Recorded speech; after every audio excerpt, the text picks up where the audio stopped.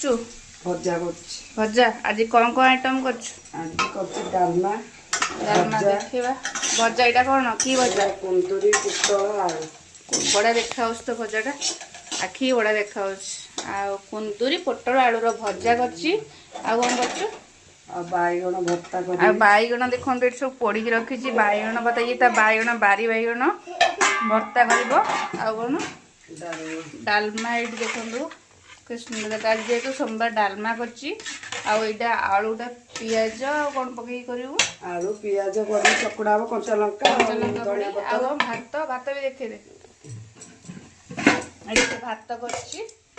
ମୁଁ ଥିଲେ ବି ସେ ସବୁଦିନ ରୋଷେଇ କରୁଛି। ଭାତ ଆଉ ଭଜା ଆଉ ଡାଲମା ଦେଖେଇଲି। ଆଉ ଏଠି ତ ଗ୍ୟାସରେ ପୋଡ଼ୁଛି ଏପଟେ, ଆଉ ଟମାଟର ପଡ଼ିବ।